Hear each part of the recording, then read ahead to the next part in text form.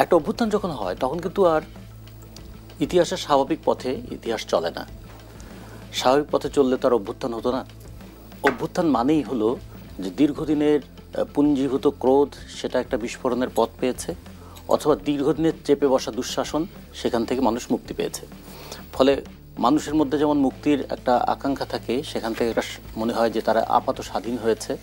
আবার পুঞ্জীভূত ক্ষোভ, সেই ক্ষোভ একটা সময় একটা সুনির্দিষ্ট প্রতিপক্ষ ছিল, ক্ষমতায় যারা ছিলেন তারা, কিন্তু যখন ক্ষমতায় তারা যখন নেই তখন সে ক্ষোভ কোন দিকে আশ্রয় পড়বে। কারণ আজকে সকালে আমরা যদি প্রেস ক্লাবের দিকে তাকিয়ে দেখি, প্রেস ক্লাবে হাজার হাজার মানুষ বিক্ষোভ করছে। একদল বিক্ষোভ করছে যে যারা এই ছোট ছোট চপ্পল তৈরি করে তাদের উপর যে ভ্যাট আরোপ করা হলো, তাহলে এই ক্ষুদ্র শিল্পটা কিভাবে টিকে থাকবে। ফলে তারা এসেছে তাদের দাবিতে। আর একদিকে শিক্ষকরা এসেছে, 6,000 শিক্ষক নিয়োগ পেয়েও নিয়োগ পাচ্ছে না, এরকম অনিশ্চয়তাকর পরিস্থিতিতে পড়েছে। তারা আসছে, তাদের তাহলে জীবনের নিরাপত্তা কী। আর একদিকে এসে একদল তারা বলছে যে তারা যে গাড়ি চালায়, উবার চালায়, সেখানে কমিশন নিয়ে যাবে 20%, তাহলে তাদের আয়ের উপর এই যে বাড়তি একটা কমিশনের বোঝা, এখান থেকে তারা মুক্তি পাবে কীভাবে। এরকম নানা আকুতি দিয়ে মানুষ কিন্তু সমাজে চলে। এর মধ্যে পরিচালিকা শক্তি হচ্ছে রাজনীতি।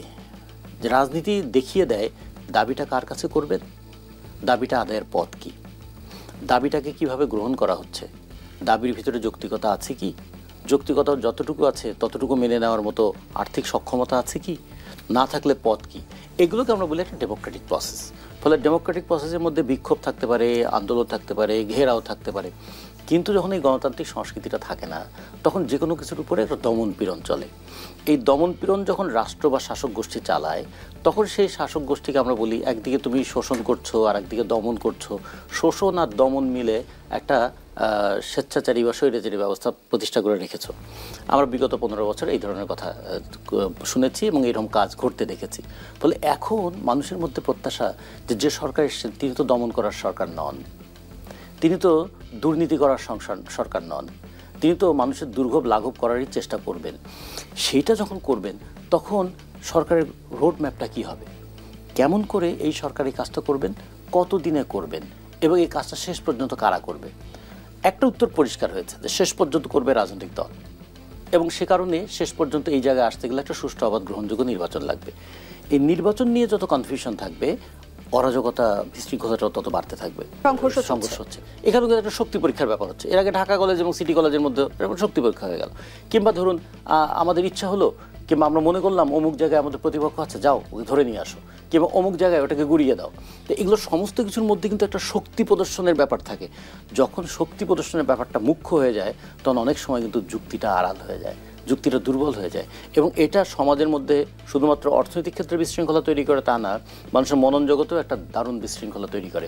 এবং অর্থনৈতিক বিশৃঙ্খলা এবং মনন জগতের বিশৃঙ্খলা দুটো মিলে রাজনীতিতেও নানা জটিলতা তৈরি করে। তখন মানুষ মনে করে তাহলে যাকে হটালাম আর যা করছি দুটোর মধ্যে খুব বেশি কি ডিফারেন্স দেখতে পাচ্ছি। যদি ডিফারেন্স দেখতে না পারি, তখন মানুষের মনে করবে তাহলে কি কাজটা ভালো হচ্ছে। যখন মানুষের মধ্যে কাজ ভালো হচ্ছে কিনা এই কনফিউশন তৈরি হয়, সেটা কিন্তু খুব বিপদ। মানুষ কিন্তু আফোল্ড করতে চায় অভ্যুত্থানের স্পিরিটটাকে, মানুষ আফোল্ড করতে চায় যে আর কখনো যেন দুঃশাসন ফিরে না আসে, মানুষ এটা বুঝতে চায় আর যেন দেশের মধ্যে লুটপাট না হয়। কিন্তু গত 6 মাসে যেভাবে দেশটা চলছে, তাতে আমাদের আশা অনুযায়ী তো পথ চলছে না দেশটা। এই যে কনফিউশনগুলো, এগুলো দূর করার দায়িত্বটা কিন্তু ওই অন্তর্বর্তীকালীন সরকারের। সেই জায়গায় যদি দুর্বলতা থাকে, সামাজিক বিশৃঙ্খলা এবং অস্থিরতাগুলো বাড়তে থাকবে। ফলে আপনি যেটা বলেছিলেন যে গাজীপুরের ঘটনা, কিংবা বলুন যে এখন ঢাকার ঘটনা, কিংবা যদি বলি প্রতিদিনকার ঘটনা, এই প্রতিদিনের ঘটনা হচ্ছে কিন্তু স্বতঃস্ফূর্ত বিক্ষোভের বহিঃপ্রকাশ। অপূরিত আকাঙ্ক্ষা সেটা প্রকাশের পথ খুঁজছে, এবং কার কাছে গিয়েছে মানে পাবে, এটা নিরাময় পাবে, কে তার কথাটা শুনবে, এবং কেই বা কথা বললে অন্যরা শুনবে। যেমন একটা সেন্ট্রাল কমান্ড থাকে না, ধরুন রাজনৈতিক দল দীর্ঘদিনের প্র্যাকটিস করতে করতে তাদের একটা সেন্ট্রাল কমান্ড তৈরি হয়, নেতারা বললে কর্মীরা হয়তো শোনে, অনেক সময় বিরক্তি নিয়েও শোনে, শুনতে না চাইলেও শোনে। কিন্তু এই যে অভ্যুত্থানকারী জনতা, এই জনতাকে কে নিয়ন্ত্রণ করবে, কে তাদের কথা শুনবে, বা কাকে বা তারা আস্থায় নেবে। এই যে একদিকে কাকে বিশ্বাস করবে, অথবা কার সেই মানে নির্ভর করার মতন জায়গা তিনি তৈরি করেছেন, অথবা তিনি যে আছেন তিনি কমান্ড করতে পারেন যে ভাই অনেক হয়েছে, এবার একটু থামো, এখন আসো একটু দেশটা গড়ি। এইরকম কথা বলার জায়গাও কিন্তু একটা ঘাটতি আছে। ফলে সামগ্রিক দিক থেকে মনে হচ্ছে যে একটা নির্বাচনের পথেই আমাদের যেতে হবে, সেইটার ক্ষেত্রে রোড ম্যাপটা অস্বচ্ছ থাকার কারণেই চিন্তার জগতে নানা অস্বচ্ছতা তৈরি হয়ে যাচ্ছে। তো সেখানে প্রশ্ন যে গণ অভ্যুত্থানের অংশীজনরা এই মুহূর্তে কতটা ঐক্যবদ্ধ? অংশীজনরা কখনোই ঐক্যবদ্ধ থাকবেন না। অভ্যুত্থানের আগের ঐক্যবদ্ধতা এবং অভ্যুত্থানের পরের ঐক্যবদ্ধতা একরকম থাকে না। অভ্যুত্থানের আগে ছিল প্রতিপক্ষ সুনির্দিষ্ট, ফলে সুনির্দিষ্ট প্রতিপক্ষের বিরুদ্ধে সবাই মিলে ঐক্যবদ্ধ হয়ে লড়াই করেছেন। এখন তো সেই প্রতিপক্ষ নাই, ফলে এখন কিন্তু আর আগের মতো ঐক্য ভাবলে আর স্বার্থের সমীকরণেই কি আমরা বিভাজন দেখছি? স্বার্থের সমীকরণ না, সরাসরি চিন্তার পার্থক্যের কারণে কেউ ভাবছেন দেশটাকে এইভাবে পরিচালনা করলে ভালো হবে, কেউ ভাবছেন দেশটাকে ওভাবে পরিচালনা করলে ভালো হবে। তার মানে আমরা তো অভ্যুত্থানের মধ্য দিয়ে এই চিন্তা করার, বিনিময় করার, মত প্রকাশের প্রচারের একটা স্বাধীনতার জায়গায় তৈরি করে দিচ্ছি। ফলে এগুলো তো হবেই, যে চিন্তাগুলো অবরুদ্ধ ছিল সেগুলো বেরিয়ে আসবে। ফলে সেগুলোকে বেরিয়ে আসলে সেগুলো চর্চা করার জায়গা কোথায়? চর্চা করার জায়গা দুইটা, একটা হচ্ছে রাজপথ, আর হচ্ছে নির্বাচন। রাজপথেও তারা যেমন তাদের যুক্তির কথাটা বলবে, আবার আমরা যেমন এই টকশোতেও মাঝে মাঝে কিছু বলি, কিন্তু এটা হচ্ছে কি 2-4 জন বলে, বেশিরভাগ মানুষ শোনে। কিন্তু যখন মানুষ রাস্তায় নামে তখন হাজার হাজার মানুষ রাস্তায় নামে, তখন যারা নামে তারাও কিন্তু তাদের অব্যক্ত কথাগুলো রাস্তায় বলতে চায়। এই বলা এবং বলানোর দায়িত্ব কার? রাজনৈতিক দলের। বলছে জনগণ, কিন্তু শোনার দায়িত্বটা কার? শোনার দায়িত্ব ক্ষমতায় আছে। আগের মতন যদি সরকার, আওয়ামী লীগের সরকার থাকতো, তাহলে হতো কি এই সরকারের বিরুদ্ধে মানুষের ক্রোধ থাকতো। এখন এই অন্তর্বর্তীকালীন সরকারকে তো বলছে তো আমাদেরই সরকার, ফলে তার বিরুদ্ধে তো ক্ষোভ প্রকাশ করতে পারছে না। ক্ষোভ প্রকাশ করতে পারছে না বলে তাহলে এটার মানে নিবৃত্তি হবে কিভাবে, সে পথটা খুঁজে পাচ্ছে না। এই জন্যই বলা হয় যে কোনো অভ্যুত্থানের পরে, আমি এটুকু বলে শেষ করি, যে কোনো অভ্যুত্থানের পরে দেখবেন খুব দ্রুততম সময় একটা নির্বাচন হয়ে যায়। 69-এর অভ্যুত্থানের পরেও নির্বাচন হয়েছে, 90-এর অভ্যুত্থানের পরেও কিন্তু নির্বাচন হয়েছে। মানে নির্বাচনের করার মধ্য দিয়ে একটা আইনগত বৈধতা সম্পন্ন সরকার আসে। আর অভ্যুত্থানের সরকার হচ্ছে নৈতিক সরকার। আইনগত বৈধতা নাই, কিন্তু তার একটা নৈতিক শক্তি আছে, যে লক্ষ কোটি মানুষের সমর্থন নিয়ে এই সরকার আছে।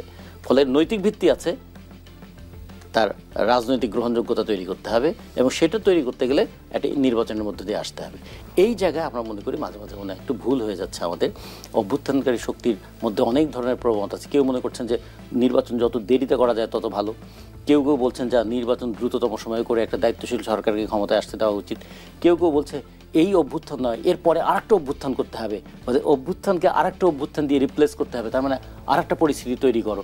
এরকম নানা প্রবণতা এই জন্য সমাজে আমরা দেখতে পাচ্ছি। আমরা যে বিশৃঙ্খলা দেখছি, যে অনৈক্য দেখছি, সেখানে আসলে আমরা সমন্বয় কিভাবে করব, সে আলোচনায় ফিরবো পরবর্তী অংশে। ধন্যবাদ জানাচ্ছি কমরেড রাজুজ্জামান রতন। সাইদ খান, বিশ্লেষকরা বলছেন এমন পরিস্থিতি চলতে। ধন্যবাদ জয়ী। আমি রতন ভাইয়ের সাথে শেষ দিয়ে শুরু করতে চাই। সেটি হচ্ছে যে গণ অভ্যুত্থান ছিল আসলে গণমানুষের চাওয়া, এবং এই গণমানুষের চাওয়া ছিল বলেই কিন্তু গণমানুষের একটি সরকার প্রতিষ্ঠিত হয়েছে, যে সরকার সব মানুষের, সব রাজনৈতিক দলের কথা শুনবে, এরকম একটা প্রত্যাশা নিয়ে কিন্তু তাদেরকে সমর্থন দিয়ে বসিয়েছিল। কিন্তু এখন রতন ভাই যেটি বললেন যে স্বার্থের দ্বন্দ্ব না, আমি এখানে স্বার্থ তো অবশ্যই আছে। প্রত্যেকটি রাজনীতির একটি স্বার্থ থাকে, একটি ডেস্টিনেশন থাকে। সেই জায়গায় রাজনৈতিক দলগুলো এখন তো তাদের নিজস্ব স্বার্থ হাসিলের জন্য চেষ্টা করবেই, এটি খুবই স্বাভাবিক। এটিকে প্রতিযোগিতা, এক ধরনের প্রতিযোগিতা।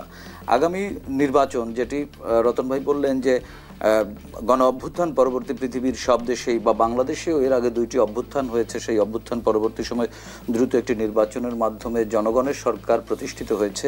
আমি ওই জায়গাটিতে বলবো, সেটি হচ্ছে যে দ্রুত সময়ে নির্বাচনের এক ধরনের যৌক্তিকতা আছে, এবং এটি হওয়া অত্যন্ত জরুরি ছিল, যেটি আমরা পারিনি। সেটি হচ্ছে কি, এই গত 15 বছরে এই বাংলাদেশের জনগণের সাথে কিন্তু রাষ্ট্রের সম্পর্কটি ফ্যাসিবাদী সরকার ভেঙে দিয়েছিল। তার মানে এই রাষ্ট্রটি জনগণের ছিল না। জনগণ তার রাষ্ট্র বুঝে নেবার জন্য ফ্যাসিবাদী সরকারের বিরুদ্ধে কিন্তু নানানজন নানানভাবে নানান প্ল্যাটফর্মে আন্দোলন করেছে, কথা বলবার চেষ্টা করেছে, কেউ টকশোতে বলেছে, কেউ রাজপথে বলেছে। বাট ফ্যাসিবাদী সরকারের বিরুদ্ধে চূড়ান্ত লড়াইয়ে এখানে কিন্তু কোনো আদর্শিক লড়াই ছিল না, এটি ছিল এক ধরনের নৈতিক লড়াই। সেই নৈতিকতার যে ঐক্য, সেটি ছিল আমাদের জাতীয় ঐক্য, কিন্তু সেই ঐক্য এখনও আমাদের আছে। আমরা কিন্তু দিন শেষে সবাই এই ফ্যাসিবাদের বিরুদ্ধে বলছি, কিন্তু আগামী নির্বাচনে কে সরকার গঠন করবে, কে বিরোধী দল হবে, এটি নিয়ে আমাদের মধ্যে, এই রাজনৈতিক দলগুলোর মধ্যে এক ধরনের দূরত্ব তৈরি হয়েছে, এবং এখন এই দূরত্ব প্রকাশ্য রূপ নিচ্ছে দ্বন্দ্বে। এই দ্বন্দ্বের অবসান ঘটানোর দায়িত্ব কিন্তু এই সবার সম্মিলিত যে সরকার, সেই সরকারের উচিত ছিল প্রথমেই রাষ্ট্র সংস্কার, অবশ্যই একটি দীর্ঘমেয়াদী প্রক্রিয়া, সংস্কার করবে এবং সংস্কার করা একেবারে টু দি পয়েন্টে, যে জনগণ যাতে এই রাষ্ট্রের সাথে সম্পর্ক স্থাপন করতে পারে, পুনঃস্থাপন করতে পারে, সেই পথটি সুগম করা। সেটির মাধ্যম হচ্ছে ভোট। এবং এই ভোটের জন্য অন্তর্বর্তীকালীন সরকার, প্রফেসর ইউনূস সরকারের উচিত ছিল, তারা আগস্টে দায়িত্ব নিয়েছেন, তারা সেপ্টেম্বর, অক্টোবর বা নভেম্বরে যদি তারা এক ধরনের রূপরেখা, যে সেটি হতে পারে 1.5 বছর 2 বছর পরে তারা নির্বাচন করবেন, বাট একটা সুনির্দিষ্ট লক্ষ্য যদি স্থির করে দিতে পারতেন, তাহলে কিন্তু এত প্রত্যাশা নিয়ে মানুষ রাস্তায় নামতো না। আজকে আমরা দেখি যে গত 6 মাসে